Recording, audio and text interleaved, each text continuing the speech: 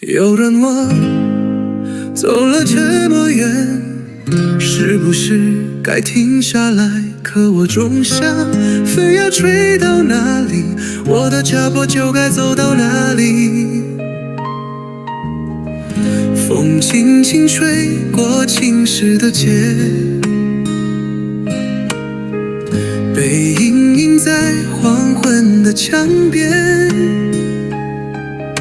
我带着一只旧布包，里头装着梦和小时候的笑脸。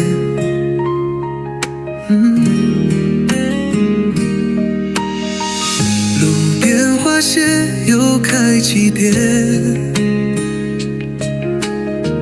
走过像庄于无名的天。有人说我像浮云，却不知我只想朝如飞的方向。哦，别问我从哪里来，也别问我要去哪里。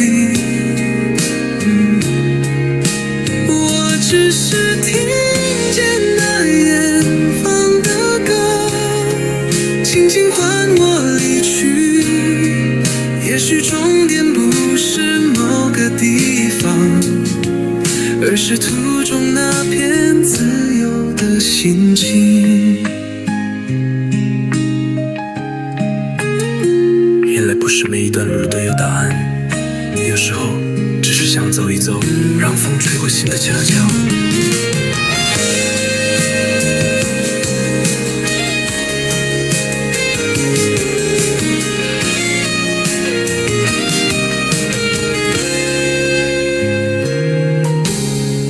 曾经在树下写下名字，也曾对星星许过誓词。但时间像雨悄悄落，只留下鞋印在回忆的泥土里。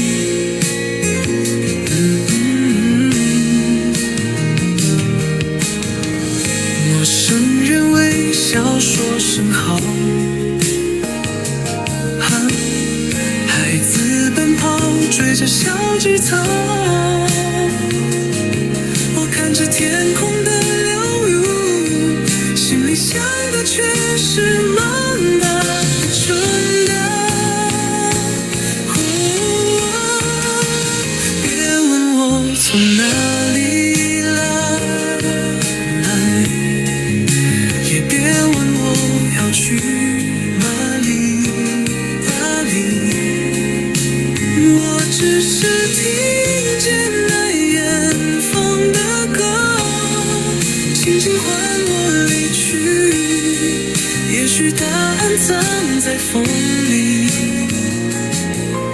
吹散了我心里的灯看星。